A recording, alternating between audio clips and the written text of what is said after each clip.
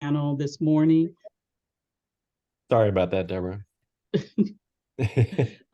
We did want to let you know that this meeting will be recorded and will be available on our website.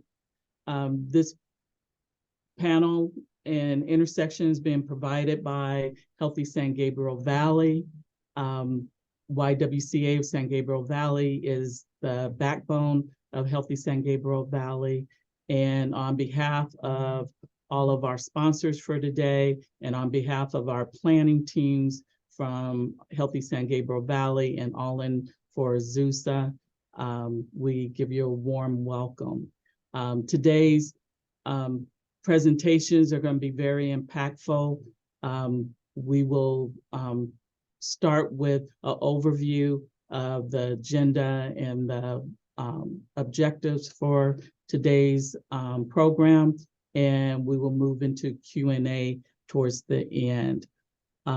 Just wanted to give you a little bit of background on Healthy San Gabriel Valley, as well as All In for Azusa. We've been around for almost 10 years now. We're a multi-sector group.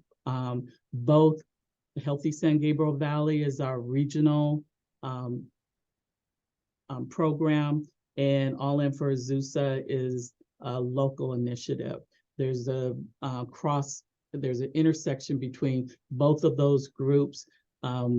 We are really charged with developing and looking at approaches, both regional and locally, approaches for systems change, looking at cross sectors, representation and integration of system to reduce inequities and improve health outcomes for everyone. Through regional convenings like this, we also have an in-person conference that'll be coming up later in 2024. Those are really developed so that we can look at what's happening in San Gabriel Valley, be committed to impactful regional and local collaborations, and look at best practices and finding ways that we can work together. So with that brief overview, we're going to get started. I'm going to punt over to Jim. Jim is the project manager for both Healthy San Gabriel Valley and All In for Azusa. Jim, you want to take it? Yes, thank you, Deborah. Hi, everyone. As Deborah said, I am the project manager for Healthy San Gabriel Valley and All In for Azusa, and really happy to see all of you here today. I think we have some great presentations lined up, and hopefully a vibrant discussion. So that's a quick look at our agenda today, as Deborah mentioned. Just wanted to review today's objectives on some of the things we want to cover. And discuss how homeless shelters work with DV providers to address prevention-oriented solutions. Secondly, to discuss the systems changes needed to reduce the impact of homelessness and of DV on homelessness.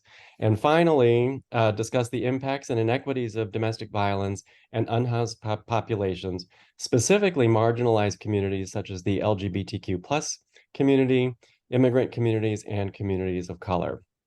And before we get started, we have a little Zoom poll here to kind of get everybody centered into our discussion today. And I'm hoping this will work. I'm gonna launch the Zoom poll. Should appear on everybody's screen. So there's 3 questions. If you can take an opportunity to answer these questions for us, and then we'll give everybody a few minutes to do that, and then we'll share the results.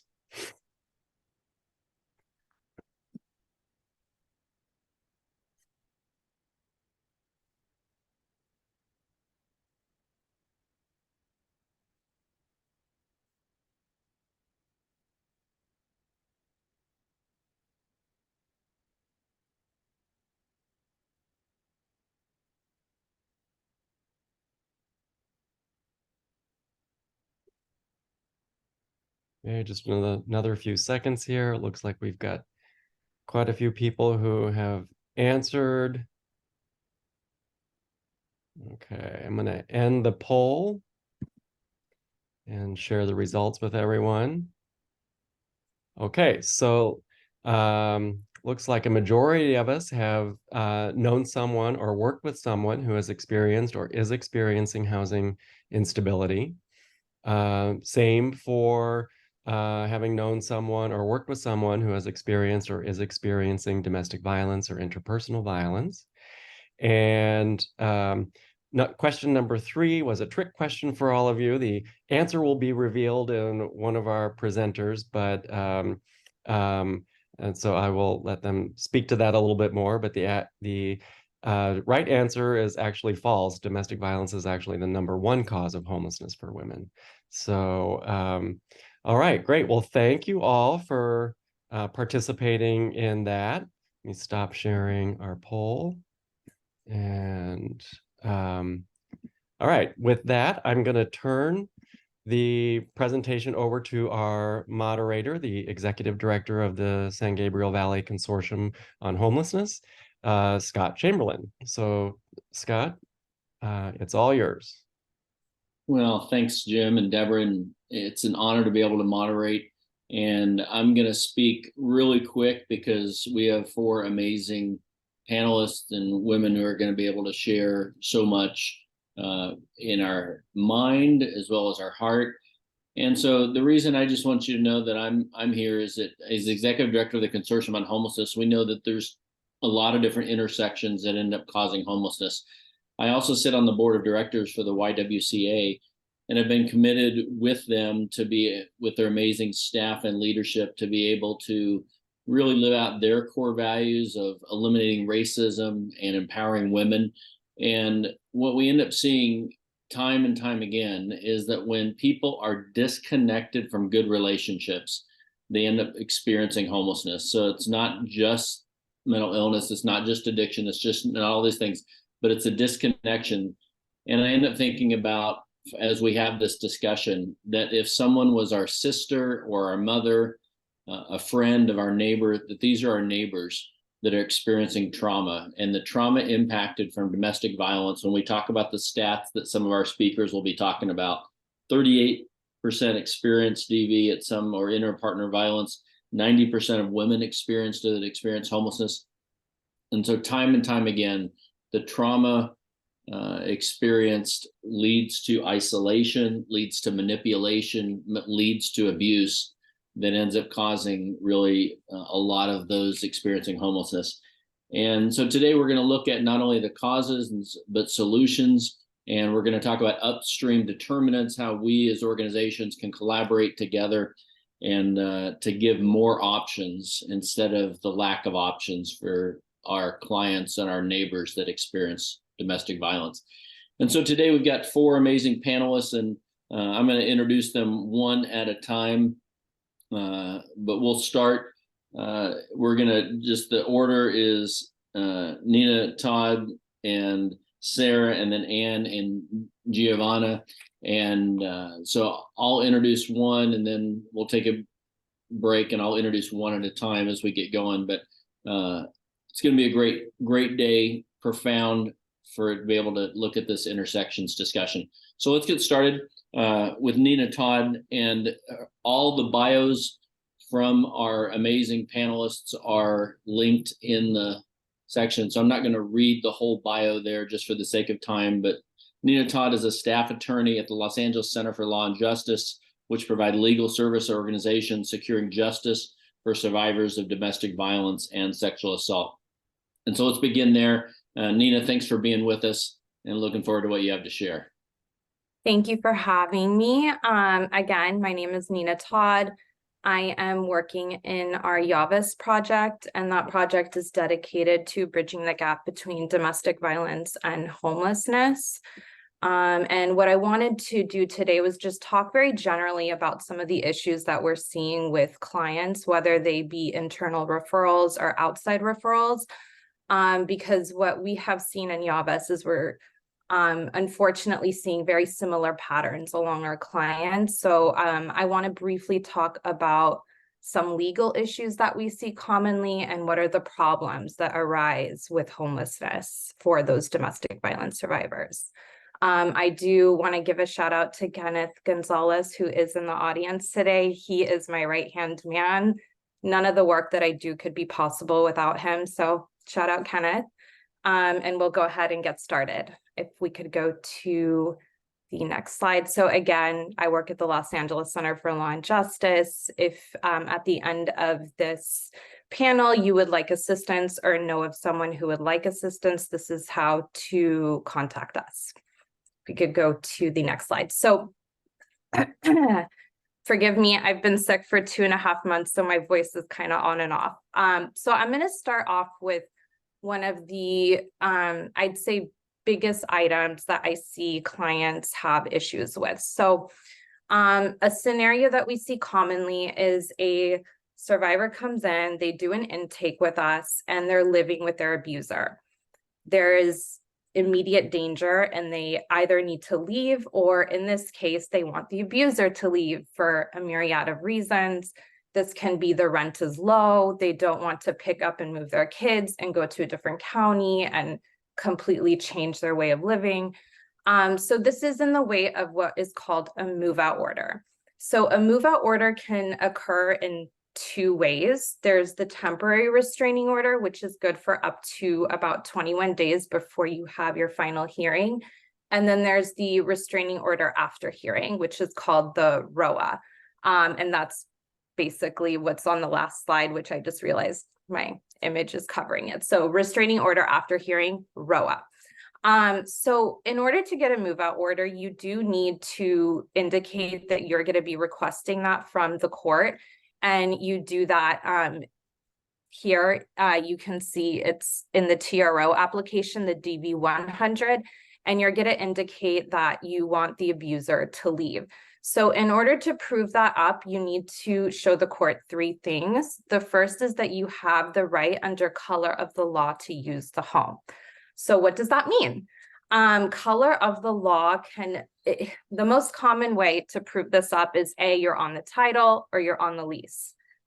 But of course, many of our survivors, our clients, are not on the lease or they're not on the title because the abuser has prevented them from being listed. So no fears, okay? It doesn't mean that the client is prevented from seeking the move-out order so long as she can prove that she has the right to live in the home. So a common way of doing this is, let's say she pays bills or she pays partial rent, or in a situation where the abuser is always paying for everything, so long as she's contributing, she or he is contributing in some way to the home, she has the color of the right to live in the home.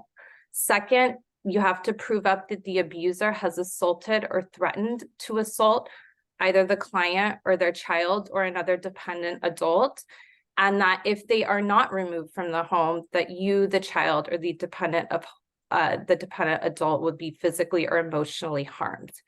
Okay, so this is an option that clients have to preserve their housing so they do not need to relocate, and they can stay in the home. So obviously, what comes up when the client has never been responsible for paying the rent? Under the law, you do have the right to order that the abuser pay rent or to pay the mortgage. To prove this up, you need to show the court that the abuser has always been the one responsible for paying the rent. So in the past 6 or 7 or 8 months that you both have been living there, he's always paid the rent, and that you would suffer imminent harm if the abuser did not. Okay, so that's, you know, you kind of have to write a short declaration proving that this has occurred. And then you'll need to testify to that fact at your restraining order after hearing. So the law says one thing: you have the right to request a move-out order, and you have the right to request that the abuser pay rent. But then life happens. Okay, so I want to move to the next slide and talk about some problems that we see with move-out orders and orders to pay rent. So most commonly here is the abuser just doesn't pay.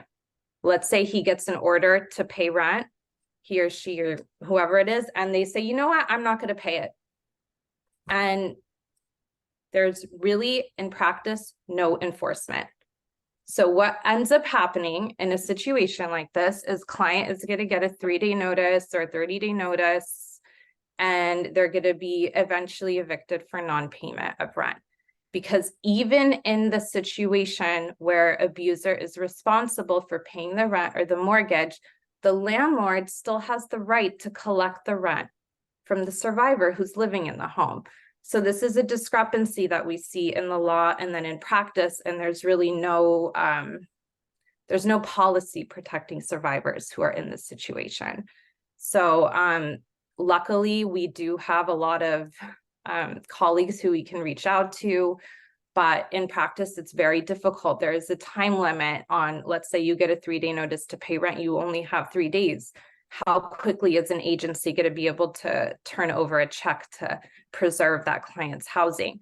So this is a very common scenario, and one which unfortunately comes up a lot, and something to be aware of and to forward think in a situation like this. There are things that you can do, like work with the landlord, explain.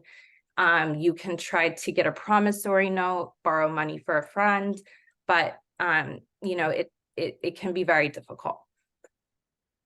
Okay, let's move on to the next slide. Okay, so let's say in a situation, client abuser are living together. Survivor says, you know what, I want to move to a new home. Can I break the lease? Yes, you absolutely can. We have a civil code that protects that right for survivors. The law protects DV survivors, sexual assault survivors, victims of stalking, human trafficking, and elder abuse. And what this does is it prevents the landlord from suing a survivor for the remaining rent in your lease in civil court. So important to distinguish, this is not an unlawful detainer action, because once someone leaves and they've notified the landlord that, hey, I'm leaving, they can no longer sue you in unlawful detainer court and eviction court, because you're not in possession of the unit. UD court is only for possession of the unit. If they're going to go after you for money damages, they're going to have to do so either in small claims, if it's 10,000 and under, or a regular civil action. And in that case, it's 10,000 and up. So in order to kind of put this into practice, the survivor must have an EPO, which is an emergency protective order, that is given by the police. They must have a TRO, temporary restraining order, or restraining order after hearing, police report, or some sort of document signed by a qualified third party attesting to the fact that the client is a survivor. So in this situation where it's a qualified third party, the client would need to write a declaration attesting to the fact that she's a survivor. In this situation, client needs to provide the landlord with 14 days written notice. And client will still be responsible for those 14 days of rent, but then after she can leave, he can leave, whoever can leave. And then the issue of the security deposit runs the same way as it would in any regular case where a tenant is just terminating their lease or they're leaving, and so forth. Okay, so we can go to the next slide. Okay, of course, what is the problem that occurs when survivors relocate to new homes? So where do they go? Usually they're living in a place that's comfortable for them. They can pay the rent. They know what to expect. Maybe their kids are enrolled in schools that are closer. Do they go into a shelter? If they go into a shelter, do they need to leave their geographic area? Are they going to be able to keep their job? There's so many issues that come up when clients are faced with the issue of having to leave. If they choose to go the route of just trying to rent another unit, maybe they're going to be subjected to much higher rent because where they were living was rent controlled. So this is a problem that we see a lot. Also, situation where client has no credit and the landlord isn't going to want to rent to somebody like that. That's another big thing that comes up. Where are they going to store their personal property? So let's say they get up and leave. 14 days is really not a lot of time. Are they going to be able to pay out of pocket to get move excuse me, movers, a storage company. Do they have pets? If they go to shelters, a lot of times shelters do not accept pets. So while there are programs that that exist in situations like this, what we have seen in practice is that the turnaround time to get this help is just a lot longer. We can go to the next slide. Okay, so last, just generally the UD process. This is the worst case scenario. Okay, so let's say client is living there for whatever reason, landlord says, I just want you out. Obviously, if they try to evict a client for domestic violence, that is illegal. You should contact some sort of legal aid agency. But in a situation when landlords send some sort of notice, they initiate a summons and complaint, which is the unlawful detainer action. Client will only have 5 days to file a response. This is very important. Best practice here, just send your client to go to the self-help center so they can get in their answer, so that on the left, you'll see here, no answer, landlord can request default judgment. 5 days is not that much time. Of course, it excludes weekends and holidays, but you want to get that response in right away after you've been served. Because in the case where default judgment is entered, the landlord then is going to file for a writ of possession, which gives them the right to take back their property. And then the sheriff is going to post a 5-day notice to vacate. And in this situation, once they posted that notice and they come in 5 days later, client is only going to have about 15-20 minutes to get what they can. They forcefully remove you. So it's a very difficult situation. If you go to the right, the client has answered. The landlord or the tenant is going to request a trial date, and UDs are fast. So it's only 21 days after you've filed the response and requested the trial date. Then you're going to go to court. And you can either go to trial, you'll lose, and in this case, bad, because UDs stay on your record for up to 7 years, or you win, which means that you can go back into possession of your unit. Mind you, if this is a case for non-payment of rent, you're going to have to pay up very soon after. Or on the left here, you can settle. So this is a route that you have to choose strategically. We have a lot of clients come in who, for whatever reason, are, let's say they haven't been able to pay rent for 6-7 months and they've racked up arrears of $10,000 plus. This, unfortunately, client is not going to be able to, usually client is not able to pay that back in full. So in a situation where you think you can help your client find alternative housing and you can work out a settlement with the landlord to waive the arrears, sometimes this is the best option for the client because they're not going to have an unlawful detainer on their record. And they're not going to be in a situation where they're burdened with a very high debt that they're going to have to pay. Because in reality, once a landlord moves for default judgment on money damages, they'll start taking money out of your paycheck. Obviously, they can't do that with like HealthWorks or Social Security, but they can do so if they know where you work. They find you, then they're going to start taking money out of the paycheck. And it is a very difficult situation for a client. So again, strategy here, you want to think like, is it possible for the client to pay this back in full? Everyone. I have a message from. Sorry. Should I just keep going? Okay. Yeah, just keep going. Okay, so we like to choose which cases we're gonna try to settle and which we're gonna fight. Usually, again, if it's the arrears are just so high, the strategy is gonna be best to try to negotiate with the landlord. You can pay and stay, partial pay and stay. Really, you can do a lot. Never think that the landlord isn't completely willing to work with you because usually they are. It's a lot of money to go through with the lawsuit and pay up, also pay the landlord, the attorney's fees. So usually you have some wiggle room. And then we can go to the next. Okay, so again, I like to reiterate this. Unlawful detainers do stay on your record for up to 7 years. So that means that Of course, when a client is trying to find alternative housing, they've moved on and they want to find a new home, the moment a landlord gets a background check, this is going to pop up. So it's a very difficult situation. There are things that you can do. You can try to move to seal it and work with the landlord, but it really is the landlord really has no reason to do something like that. It's completely up to their discretion. I already touched on this non-payment. How can one pay arrears of $10,000 to $12,000 where you're just trying to survive? We talked about strategy, possession of the unit versus the UD on your record, if you can stipulate with the landlord to move. Again, nuisance here. If you are being asked to leave because of domestic violence, you do have a defense, and you should contact, and any of these situations, you should contact a legal aid agency. But again, you want to forward think and think, how is the client going to be able to stay there safely? Is it going to be sustainable for them financially if they're burdened with arrears and payment? So lots of things to think about here. And then next slide. And then I'll just end with this. One last thing that we do see some clients come up with is habitability.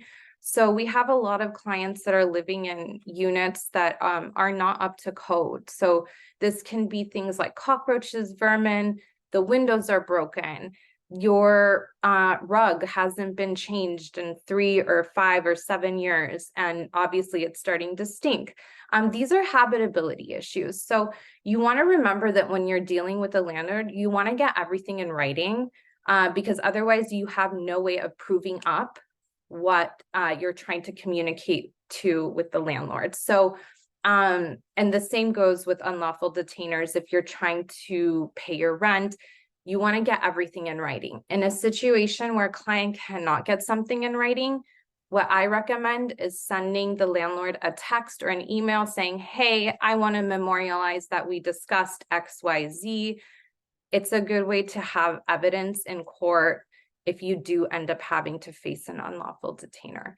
So with that, I'm going to Great. let you move on.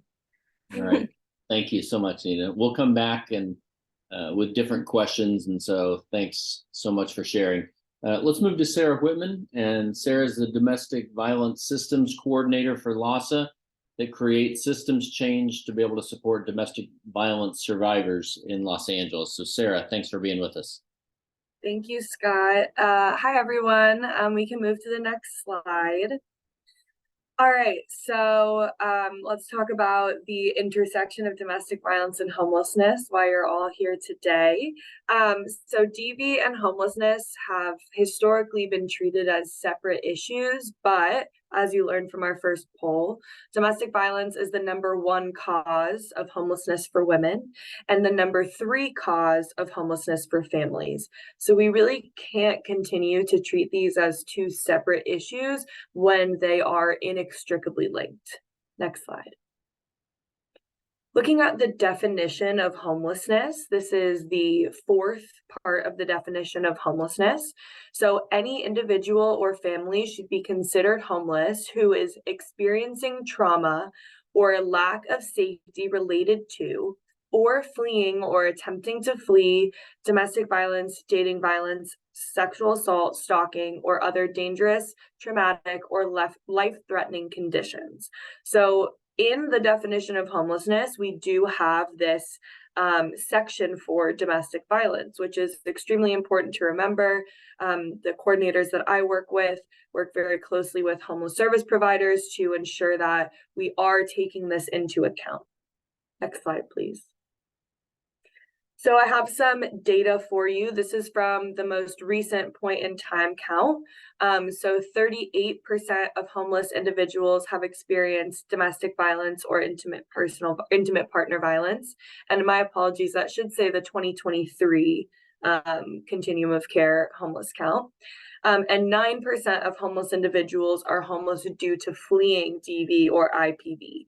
So this is all homeless individuals, and we know that this is most likely an undercount because some people do not disclose their domestic violence status, and we don't always get to the domestic violence emergency shelters. So there are a good amount of people who were not counted in this, but this is almost 50% of homeless individuals in the Los Angeles continuum of care, even with that undercount. So we really need to be, again, we need to stop thinking of these as separate issues and put them together. Next slide. Here's some information about the Women's Needs Assessment. This was done by the Downtown Women's Center. I believe it's done every 3 years. So this assessment was done in 2022. The results just came out this year. So on any given night in 2022, there were more than 14,000 women experiencing homelessness. More than 90% of those women experienced some form of victimization in their lifetime, and 48% were threatened, physically hit, or made to feel unsafe by a romantic partner. For women with lifetime experiences of victimization, experiencing threats of violence from a romantic partner was the type of victimization most likely to cause their experience of homelessness. So again, just more data to highlight this intersection and how we really need to work on preventing domestic violence in order to prevent homelessness. Next slide. So while experiencing homelessness, almost 58% of women had something stolen from them. 43% were repeatedly harassed or threatened. 38% and 35% witnessed an attack or were attacked themselves, respectively. And 20% were forced to take part in unwanted sexual activity. Women reported significant barriers to permanent housing and shelter, with the most frequent barrier to shelter being feeling unsafe. So again, this is a big issue, and we need to ensure that folks are feeling safe, especially women are feeling safe, and the LGBTQ community, because this is the same issue, when they're going to seek shelter.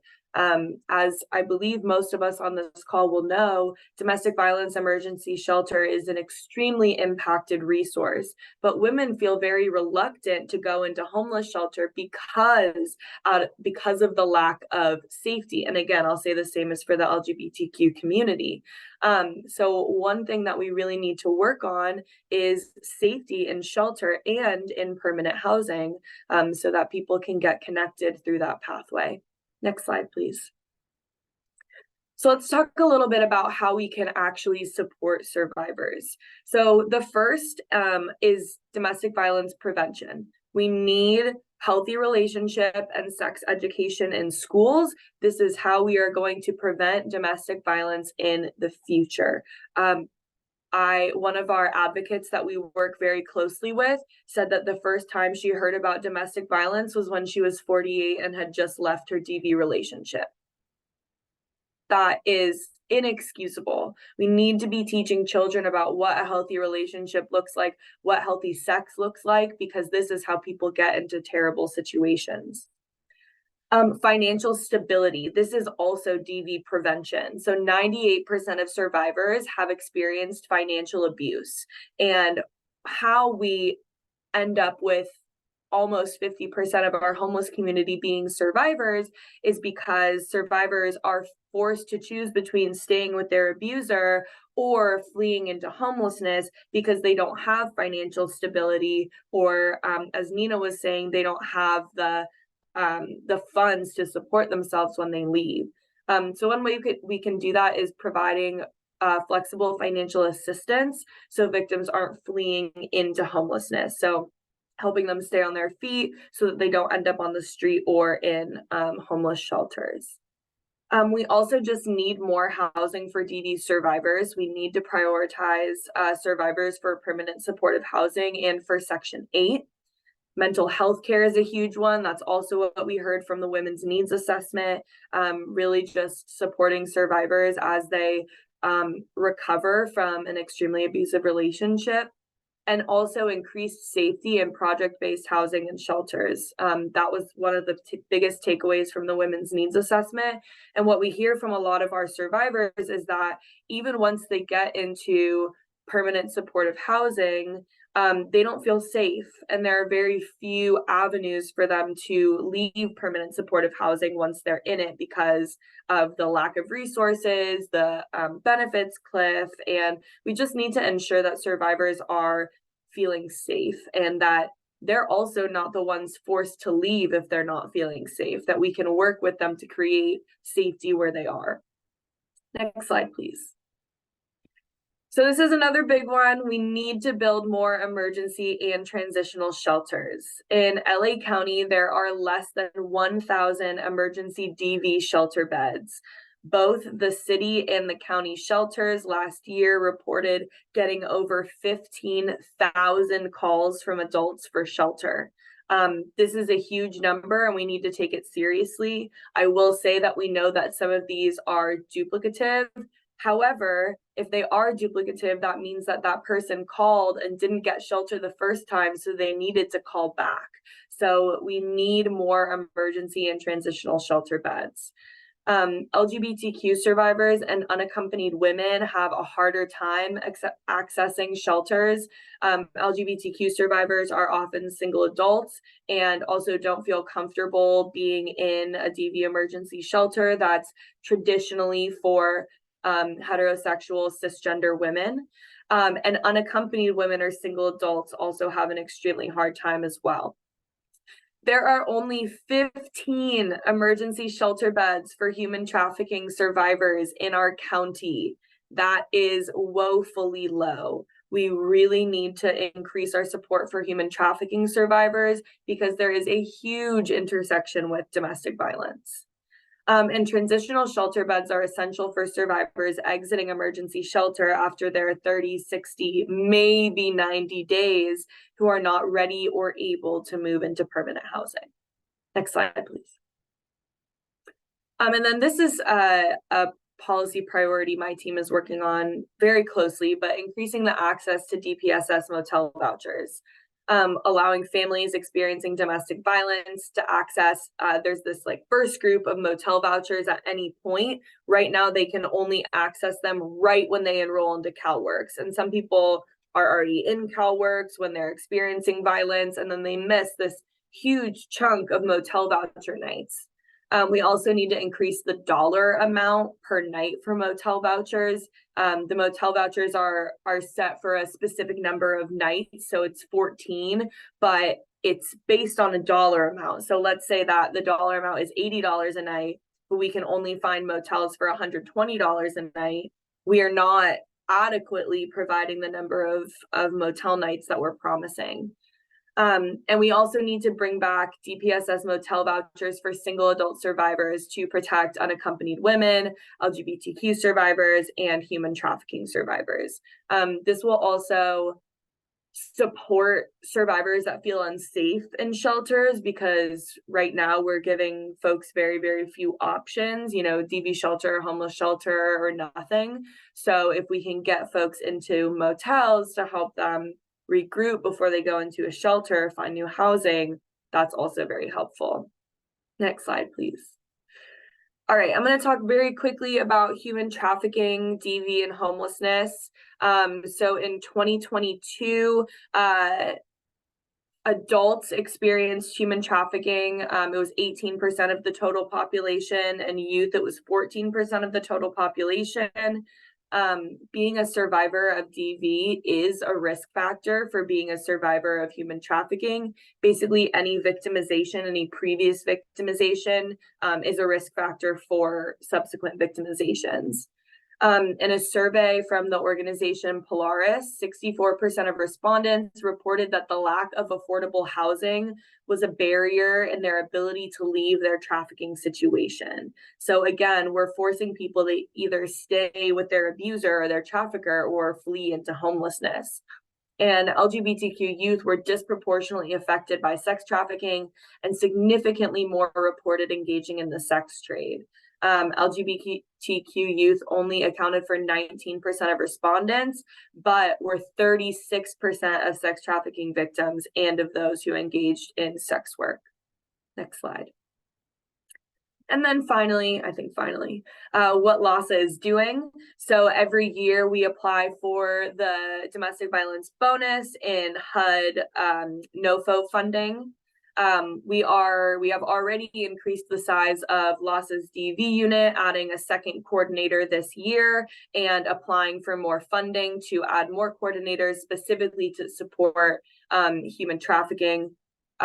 We're leaders on the core team of the Domestic Violence Homeless Services Coalition. We are launching housing navigation contracts for victim service providers that will start by the end of the year. Again, applying for funding for human trafficking regional coordinators, which will mirror the domestic violence regional coordinators. We're working on streamlining the process from emergency shelter to permanent housing. And we're working on city and county motions to increase training for CES providers, funding for motel vouchers and transportation, and providing better access to shelters and increasing safety in shelters. And there's my contact information, and we'll have time for questions at the end. Thank you. Well, thanks, Sarah. So many things, and as Jonathan Wick said, tragic situations. Anytime a specific statistic is listed, that's a human being that's going through trauma and violence. And so, but thank you so much, Sarah. Next, we're going to hear from Ann Miskey. Again, bios of all of our panelists are in the chat bar, and so please read Ann's long list of accomplishments. An amazing leader, but she serves as the president and CEO of Union Station Homeless Services in the Pasadena, as well as obviously throughout the San Gabriel Valley and LA County. So thanks, Ann, for being with us. Take myself off mute. Thank you so much, Scott, and to my esteemed colleagues on the panel. I've learned so much already this morning. I don't have a slideshow because I really want to talk a little bit more experientially about the connection between DV and IPV and homelessness. And I want to start with a story, a true story. And this happened a number of years ago. I started working at the Downtown Women's Center in Skid Row. Sarah already mentioned their amazing report that they do. And we were definitely, and are, DWC is definitely a housing and a housing first agency. But what was a little different about DWC compared to other housing organizations was it served women. And the majority of those women had a background in either DV or IPV or both. And what we discovered was this was a huge gap in our services. And while we were providing stable housing and, yes, supportive services, we in the homeless sector really didn't recognize, acknowledge, or were trained in issues specifically around DV and working with survivors. At the same time, we would get calls from DV agencies saying somebody came and they're homeless. Yes, they have DV in their background, but it's not immediate, so here you go. Or we would get somebody coming in fleeing domestic violence, and we go, oh, that's not us, that's them. And we go, here's the person for you. Well, I think we recognized that there was a huge gap between our two systems. And so we got in touch with the Hilton Foundation, who amazingly decided to fund major coalition work between the two sectors. So we brought together a steering committee made up of county, LASA, homeless service providers, DV providers to really work on how do we better connect our two systems. What we immediately hit were a lot of differences, not just in how we serve people logistically, but in very basic philosophies. And I gotta be honest and say that there was a lot of finger pointing, a lot of saying, we do it right, you do it wrong, you don't know what you're talking about. And at times it got pretty heated. And we didn't feel like we were actually moving forward. Now, this was not everybody. The people on the steering committee really had some amazing conversations. We acknowledged, we recognized, but when we brought in the broader group, there was just a lot of tension and not working together. So we brought in a facilitator and brought two groups together. We had about 50 people in a room all day, half from DV, half from homelessness. And again, we would get into these kind of petty, we do it better than you kind of conversations. And sometimes it was pretty blunt. And then what the facilitator had us do is separate into the two groups and say, we want you to map out the experience of your clients who have histories of DV, whether immediate or in the past, and what you do to serve them. So we literally mapped it out on little yellow stickies, what every point along their journey was. And then the facilitator put the stickies, one, the sort of DV sector on one line and the homeless sector on the other. And there was an incredible aha moment where we looked and said, neither of our sectors is serving these people the way they need to be served. And some of it was because of systemic issues that was out of the control of either of our sectors. And some of it was because we both had blind spots. And both of our sectors lacked certain resources. It was a turning point in this coalition to realize it's not about us and whether we know better. It's about how do we serve our clients in the best way possible. And it required some deep looking at ourselves and our systems and a level of humility that I think we hadn't gone into the conversation with originally. So at that point, we really started to delve into what are people experiencing. And I want to point out, even though we came at it from the perspective at DWC with women, we absolutely recognize it's not just women who experience these things. And so it's a broader conversation, and I know we'll speak more to that later in today's panel. But we really started looking at, okay, what are the barriers that are keeping us from really serving people? Well, the number one barrier is lack of affordable, available housing, the lack of emergency or transitional housing for people. And, I want to throw something in, and this is just something that we've talked about more and more in my organization and sector in the sector. We talk about domestic violence being the major cause for women of homelessness. I'd like us to reframe that. The cause of homelessness is the lack of housing. That is the cause of homelessness. Domestic violence is the major factor. It is the major vulnerability for people. But if we had housing, it would be a different conversation. So I just wanted to throw that in. So we recognize that is a huge, huge issue. And Sarah before me talked about some of the details, so I won't go into that, both around the shelter and around the housing issue. There were other barriers in our systems, and some of them we've done a lot of work to fix, and others there are still these gaps. And one of them is if a client comes and says, I'm homeless, but I've been couch surfing. I fled the situation a year ago and I've been couch surfing, and now I'm just in a place where I'm homeless. The DV sector will often say, we can't, we're supporting those who are fleeing. You need to go to the homeless sector. And the homeless sector says, sorry, you haven't been homeless long enough to be a priority. So, you got to wait. And so you've got these two gaps that we somehow need to figure out together. That is a continuing issue and a continuing problem where we kind of both go, sorry, you don't fit what the rules say. So that I think requires further conversation.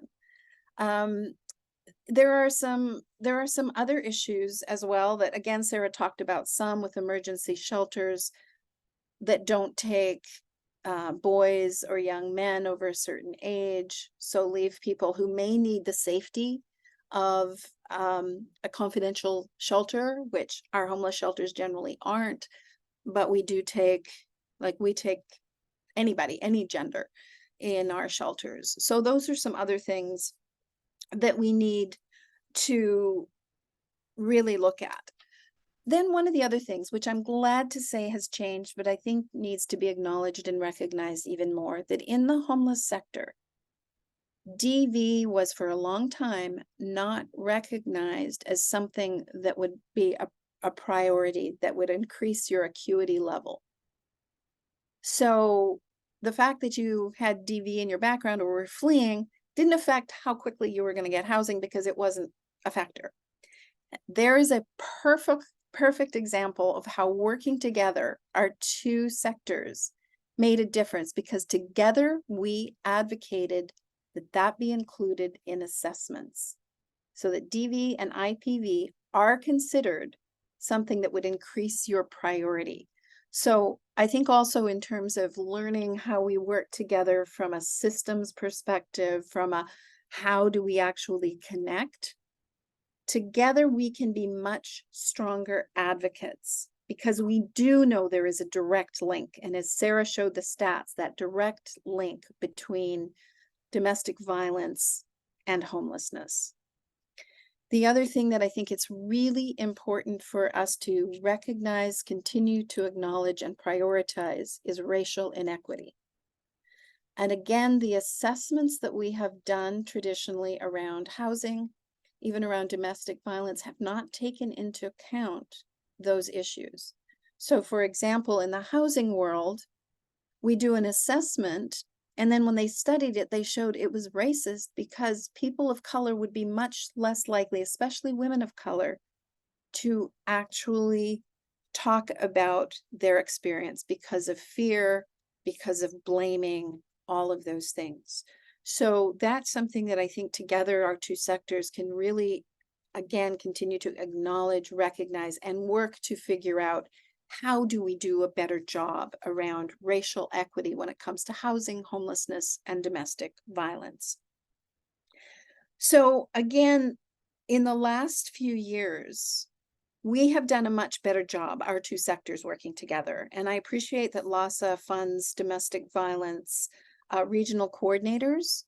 And I'm happy to say I know that one of my regional coordinators, Margot, is here today. So thank you, Margot. And she gave me a lot of insights. We also have a couple of other, Takia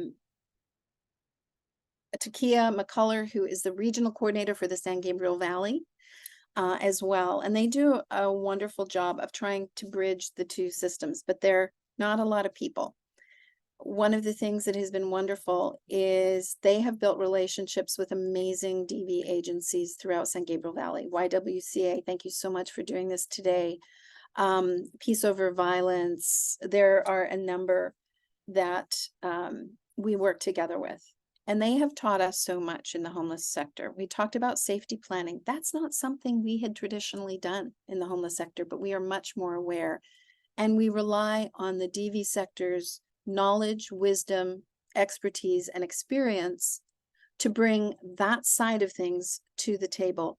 We're experts in housing. Yes, we do supportive services. Yes, we are trauma informed, but we also have colleagues that have deep understanding and knowledge of domestic violence and the kind of support, therapy, legal services that those survivors require. I want to touch just briefly on myths around homelessness. We deal with this all the time. I'm sure everybody here knows this, right? One of the things that intersects in both worlds is blaming the victim. And we've seen that certainly in homelessness, that you're homeless because you're an addict, you have mental health, you chose this, you wanted to live under an underpass and go to the bathroom in a gutter. And the domestic violence world has suffered with that too, where survivors are often blamed or discounted or not heard. It's that something that the individual did to cause their situation. We have to stop that narrative. It is the systems that fail people, not that people have failed. And again, when we work together, our two systems, and advocate for that, we can make huge changes in the way we operate, but in the way the system operates. I do want to put finally a plug in for the importance of housing. I read a recent study, an extensive study that was done on domestic violence and sort of what kind of interventions, support, et cetera, is successful.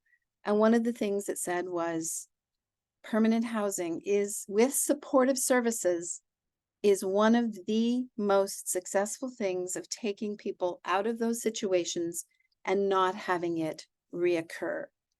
And I'm just going to read this. Domestic violence housing first piloted in Washington State, focuses on getting survivors of domestic violence into stable housing as quickly as possible, and then providing the necessary support as they rebuild their lives. Key components of domestic violence housing first include survivor-driven, trauma-informed, mobile advocacy, community engagement, and flexible financial assistance. And when our two sectors work together to make that happen, either in our day-to-day work or advocating with elected officials and policymakers, we can make incredible change.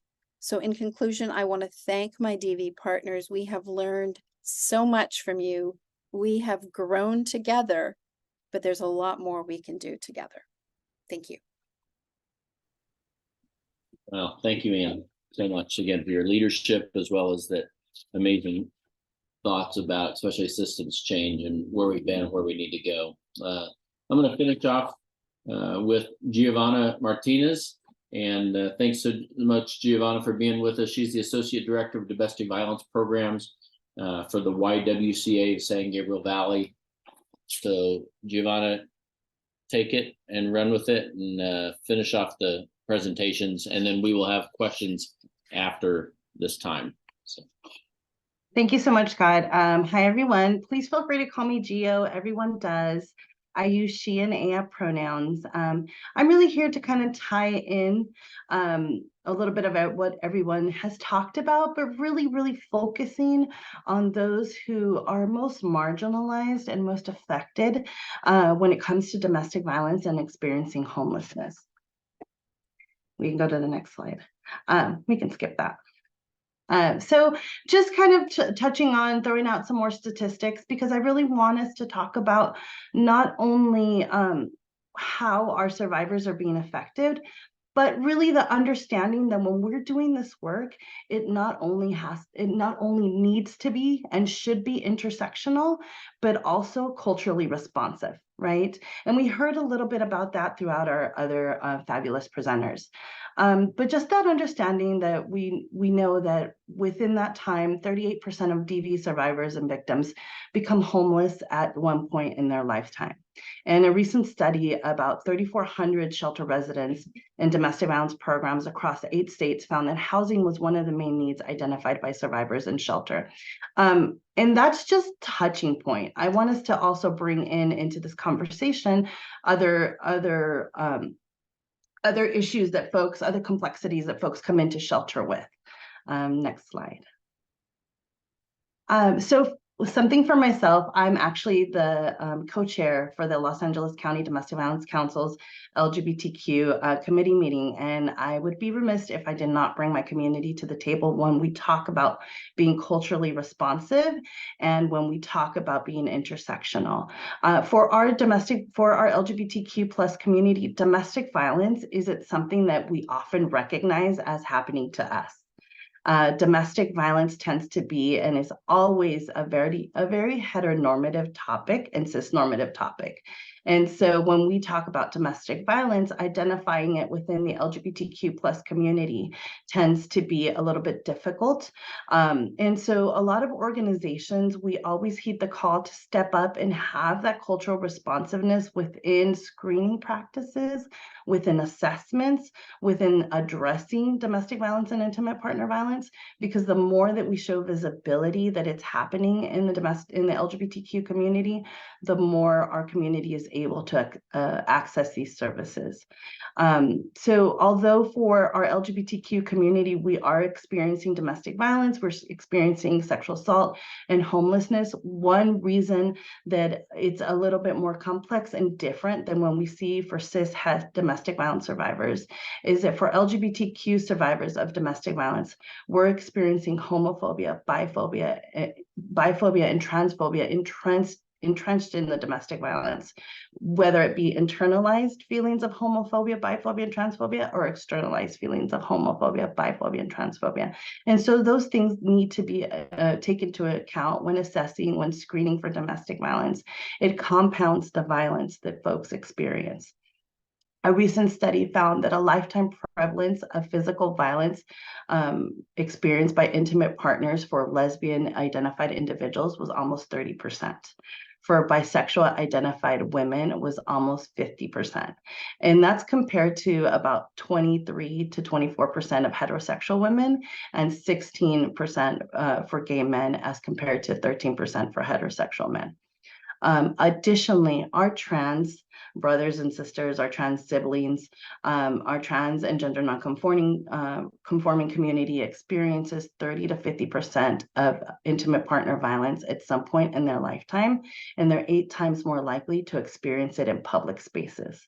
So for us, the lack of underreporting is a huge factor for the LGBTQ community, and the lack of competent resources that increase those safety risks for folks when accessing these services. We can definitely have a whole nother hour and a half conversation of how this affects the LGBTQ plus community. But I think my major point for folks is that we need to have agencies that are taking more training, that are doing more of an effort to be culturally responsive on a continual basis. Because you are serving LGBTQ individuals. Your numbers may not reflect it because you may not be asking the right questions. So the importance of understanding how this community is impacted by intimate partner violence and homelessness lies in the way that you show up for the community. So next slide. A recent study among housing insecurities for Black women surviving IPV, especially during COVID. Now, COVID really put a shine on all of our inequities, right? And also did a thing of funding a lot of this, right? And now we're on the cusp of seeing how that funding is being taken away or how that funding is being reduced in matters. And so for myself as the Associate Director of Domestic Violence Programs, our non-residential and residential programs can be affected by this when funding cuts happen. But some specific points that I wanted to bring out from this study was that we definitely saw during the pandemic that Black women reported the highest IPV prevalence nationally, and IPV prevalence increased during the pandemic. And we know that that happened throughout our domestic violence survivors and our victims of crime. But for Black women, this was disproportionately happening. But as I think Anne mentioned earlier, our housing policies will continue to be ineffective for Black women IPV survivors without a deeper assessment of how social structure and relational dynamics impact their experiences. Because Black women experience within systems higher levels of racism, sexism, socioeconomic positions, discrimination during socioeconomic positions, these groups remain overlooked when we're having this conversation. So I really want to center our people of color when we're talking about creating assessments, when we're talking about understanding implicit biases and microaggressions. Our staff needs to continuously be trained. And I go back to being culturally responsive, because I, as a queer person of color, don't need you to be don't need you to have cultural tolerance or humility for me. I need you to be responsive to the community. And so I want that to be something that we take away from this. Next slide, please. Equally for our Latinx survivors and experiencing homelessness, something that we see a lot within our shelter systems, within our homelessness systems, within our service provider systems is the lack of language usage or lack of bilingual folks or lack of use of language lines or experiences. A lot of our survivors have barriers when accessing shelter. And so we want to ensure that shelters and organizations are using the tools that are there to make access for people into shelter a little bit easier. And it does take extra work. Believe me, if you do not have folks on staff that speak the language, it does take extra work to use language lines. And some language lines might not be the best, but it helps you in providing information for survivors once they're in the system, in the shelter. Additionally, when experiencing domestic violence, survivors face additional threats from abusers, such as being taken away, being deported, or having their children taken away. Something that we did not discuss at length is how children are affected by domestic violence, how children experience homelessness. And I think that hopefully when we have our panel discussion, that we can center conversations on how our youth and our families are being affected.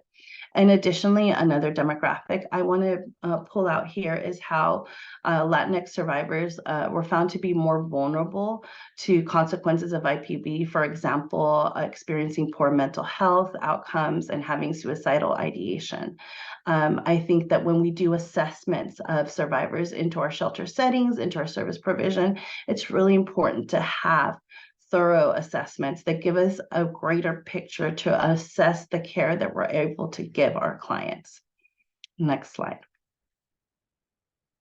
And lastly, I want to center a population that we don't center as much, which is our elder population. For our seniors experiencing, our older adults experiencing domestic violence, it can carry on its own unique set of dynamics. Sometimes the duration of these relationships are so long that the intimate partner violence may have spanned decades. You know, equally, tactics that are used involve the use of understanding that this is a long-term relationship. The physical abuse decreases where it's replaced by more emotional, economic abuse and verbal threats. And additionally, in some cases, there is this use of this as a bargaining tool. The isolation for our older adults comes into play not only for them, but equally as a domestic violence tool. Since loneliness has been identified as a public health for our older adults, the tactic of using isolation can have this adverse impact on mental health and emotional health. And then for care, the perpetrator may use the provision of care against the older adult. And then again, financial factors. The perpetrator may be the one who is a sole breadwinner and uses this economic dependency for our older adults in that intersection. And lastly, I think I want to leave more time for our conversation because we did bring out a lot of points that I feel as a greater collective we can discuss, particularly when we're discussing the gap in services for clients who may not be actively fleeing a domestic violence situation and who are experiencing homelessness, but the services are not there. The support is there, the housing is lacking, the financial support is lacking. And so I think really having a conversation on where we're centering folks in this movement is important. I would love to talk more about this. If anyone wants an LGBTQ IPV inclusive training for our organization, this is my information and where to find me. And once again, I'm Gio and I use she and her pronouns. Great. Well, thanks, Gio, so much, man. What an amazing just passion, and thank you for bringing out especially the inequities for our LGBTQ community and individuals, and especially the cultural dynamics for not only people of color and inequities, but for the queer community. And just thank you so much for bringing that to our forefront. There's so many different layers with this. We're going to go into about a 15-minute time of question and answer. And if you have questions, please put them in the chat bar. It's a little bit easier for us to be able to respond to your questions that way, and we'll try to see those. I'm going to start off with just a couple different questions for our panelists. There's so many different layers, system layers, personal layers, dynamics of what is the first solution. As we're thinking about especially upstream determinants to not only prevent people, but to systematically deal with domestic violence and the intersections of homelessness. Just want to ask you, what do you think, what comes to your mind about fixing first? What would you prioritize if you had the wand and that you were the HI or LASA director, you're the state, let's say you're a governor, and what would you prioritize especially in this area. And I'll just open it up to the four panelists to share what you're thinking of in that way. Feel free to jump in, or if you want to go in order, go for it. I was just going to say that the importance of the right kind of support and therapy is vital. Self-determination. But the fact is that until a person is in a stable, safe place, it's really hard to deal with support, all of those other things. So I think my priority is we need adequate shelter and housing so people can feel safe, stable, and then we wrap around all of the things that they need to move on. Because studies have shown that until you're not sort of scared every day about survival, all of the other things don't work as well. So I think housing, both interim, emergency, transitional, and permanent, absolutely necessary. Great. Others? I can just say, I think there needs to be a lot of policy work on the legal front. I think first and foremost, there needs to be real enforcement in family court if abusers are refusing to pay rent and they've been ordered to, because I'll tell you in practice, not even a slap on the hand. And it's just really unfortunate to see, because I am constantly having to tell people that the reality is if a person doesn't want to pay, you're in trouble. And, you know, holding hands with that, I think policy work also to potentially create a grace period in a situation where client has been found to be a survivor of domestic violence in court, abuser has been requested to pay, no enforcement, well then landlords, there should be a grace period for their survivor to be able to come up with the money, either from a third party service like LASA, so that we can kind of prevent the homelessness from happening, because right now that doesn't exist. So there really needs to be, more, the two need to hold hands more in court and in the law. Really good. Gio, Sarah? I echo a lot of what folks are saying as well. But I think funding is a huge aspect for me, not only funding for more housing, but funding for these programs to be adequately staffed so that the staff reflects the community that they're serving. And additionally, for staff to have more than a livable wage, because we're investing and we're training and we're having high turnaround. This is a lot of emotional labor that we're asking folks to do. And so I also want to invest in those who are providing these services to be able to ensure that we have the best people at the table to support those who are in need. Great. Yeah, just echoing what everyone has said. You know, I would prioritize definitely getting folks into housing, and then we need those supportive services, which means we need staff to be paid well and programs to be funded adequately. Good. Let me drill down on one of those concepts, and I'll start with Ann, because Ann was talking about sometimes the tension between when we think about housing options, especially targeted housing for DV and intimate partner violent housing. How is that different than a typical permanent supportive housing direction, especially for, I think, Ann, you had said the whole idea of adequate shelter and trauma-informed shelter. Mm-hmm. What type of funding focus and housing focus does that look like different than just a permanent supportive housing, where you put someone on their own without supportive services or whatever? Describe that housing difference for domestic violence a little bit, about what should be prioritized. Well, I think permanent supportive housing does come with supportive services, but I think what you need to make sure is that you have the appropriate type of services. So this is where I think there are great partnership opportunities with those that are experienced in the housing, the supportive services, the trauma-informed care, all those things that we should all be doing. And then say, okay, how can I work with the DV system or the legal system to really look at what that person needs? And that's the success of our system, is that it's not a one size fits all. It's really saying, okay, what is it that's going to be helpful to you? What is it you want? And I think there's something, and this has been a bit of a sort of a back and forth as well, the idea of services. The fact of the matter is we know through lots of evidence that forcing people to take programs or service is not effective. So we can look at somebody who moves in and goes, oh, there's a cycle happening, the way they're parenting, it's worrisome. And we can say, okay, to live here, you have to take this class.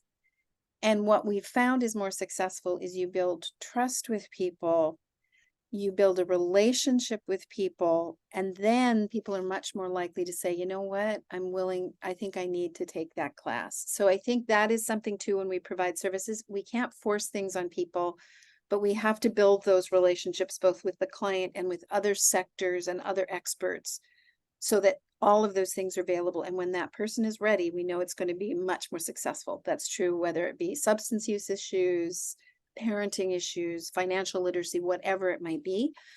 And I also think, one thing that the homeless system has not done a good job on is the understanding the importance of transitional housing for survivors.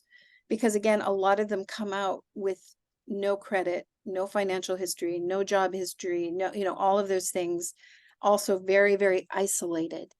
And so I think we in the homeless system need to recognize that domestic violence survivors, often that is a helpful thing, and not look down on transitional as being, no, it has to be permanent. So just a couple of my ideas. Right. Yeah, I love the whole idea of, again, cross-sector collaboration, because we have our own lanes that we're involved in. Other input on that issue of cross-sector and what type of housing solution is best for DV survivors? I'll just echo again what Anne said. I think what we see a lot is clients are hesitant to go into emergency housing because they really do need to give up their life. And so there is a real shortage of interim housing. And I know LACLJ would love to become partners with service providers who have interim housing, because that really would bridge a lot of the issues that we're seeing. It would help so much. So echoing that. Right. Anything I else think for Sarah? I think also adding, emergency shelter might not always be the best fit for an LGBTQ plus survivor, and they may not feel comfortable or safe, especially because a lot of the branding for emergency shelters has been typically for cisgender heterosexual women.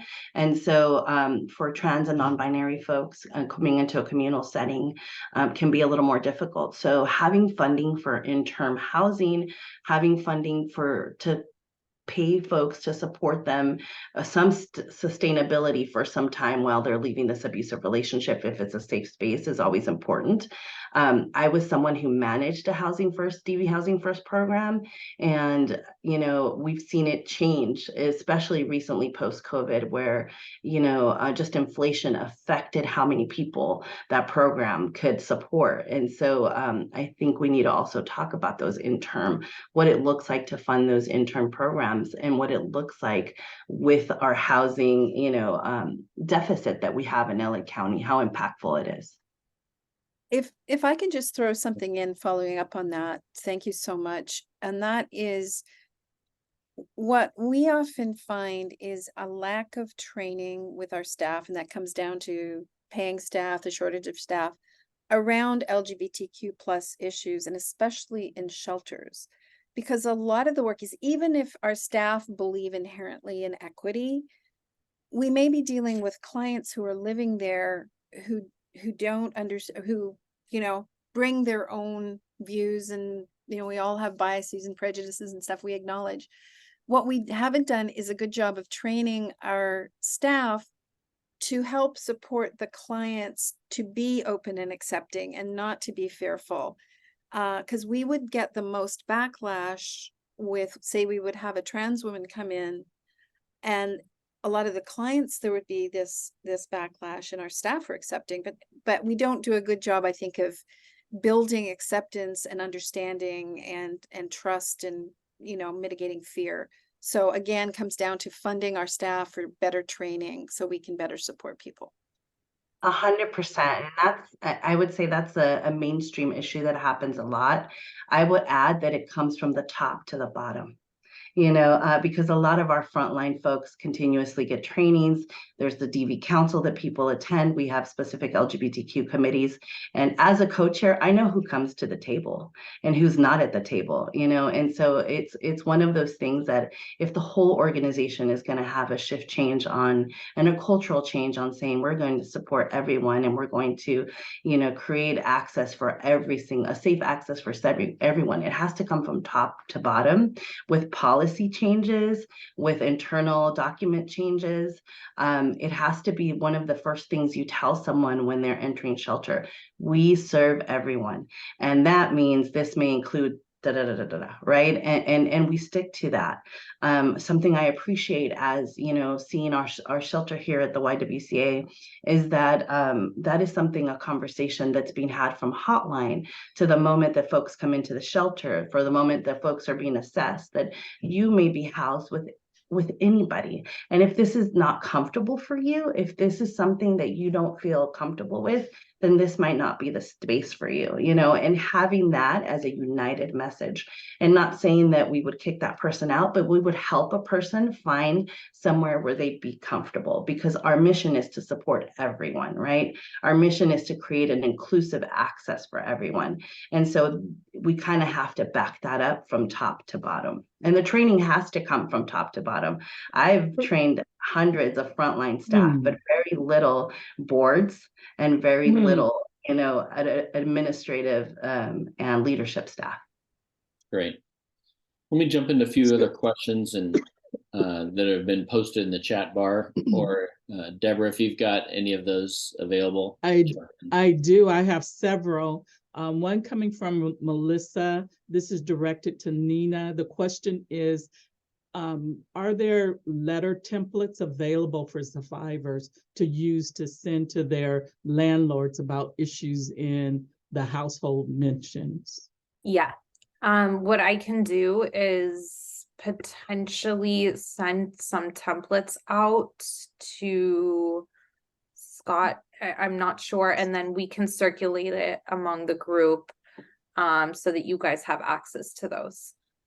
So there's just like breaking your lease templates, habitability templates, things like that. Yeah, great. Nina, if you want to send those to me, and then I can include it when I send out a PDF of today's meeting, and we'll also have a link to the recording at some stage as well. Yeah, thank you. Definitely. Yeah, we also have another question from Christian Port. Welcome, Christian. Thank you for your question. Do any of the organizations present today offer any training for medical providers or volunteers on how to work and de-escalate with individuals experiencing housing who are in a state of emotional distress or anger? We understand that question. Would any of the panelists like to answer that? I will say that, and again, this is something that I'll have to send. There's an organization that I've worked with before whose name is currently escaping me, but they do a lot of work with the intersection of DV and the medical profession. So once I remember what that is, I will either send it or put it in the chat.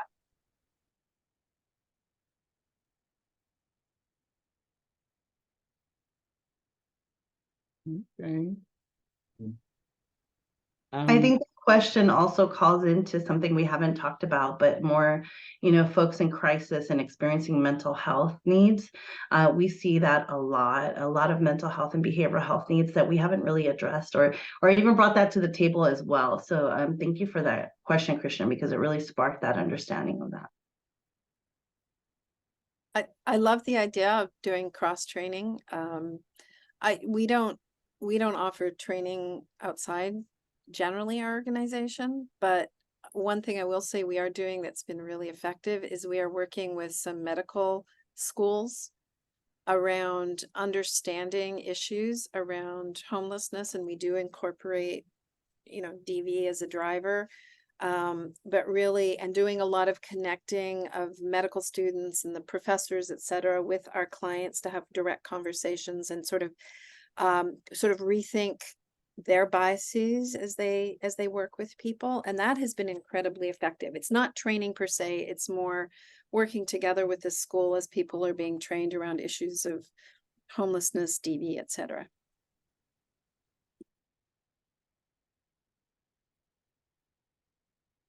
I think that's it on the questions. If I missed one, please unmute yourself and answer and have your question.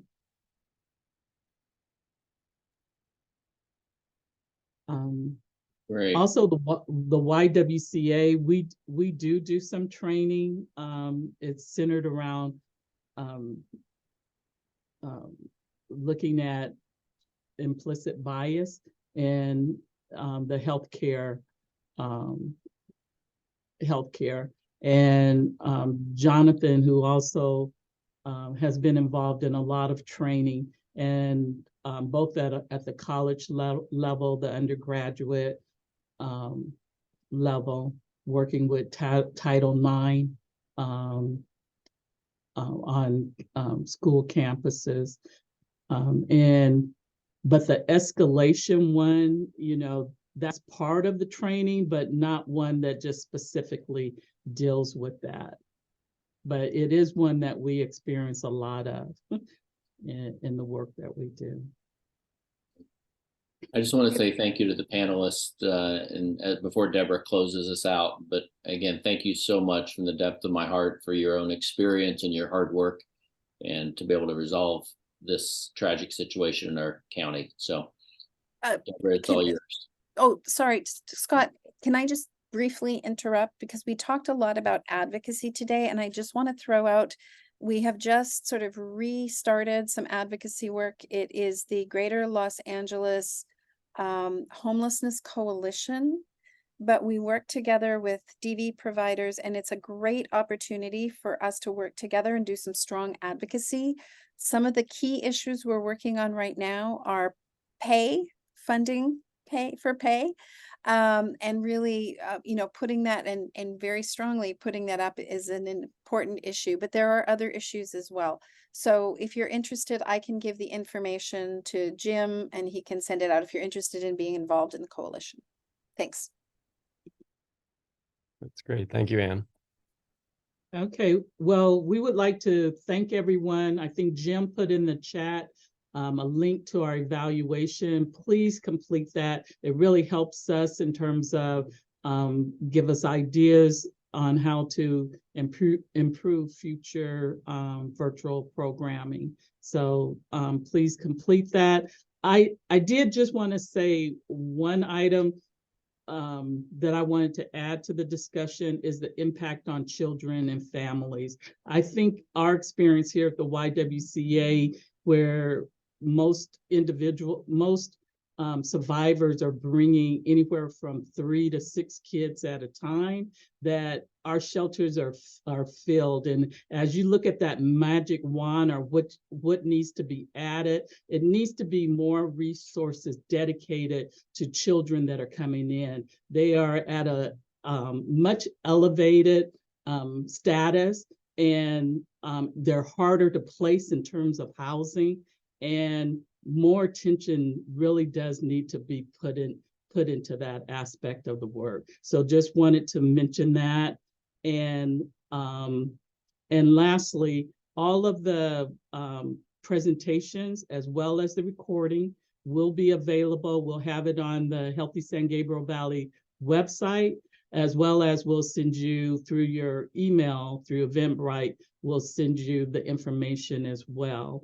And so on behalf of Jim and the entire panel, you guys were powerful. I think we could have gone 2 hours on each area that we touched, and just really appreciate the expertise in the room, and hope that you all joined us. Felt that as well. So again, thank you so much. I'm seeing a lot of claps and great job.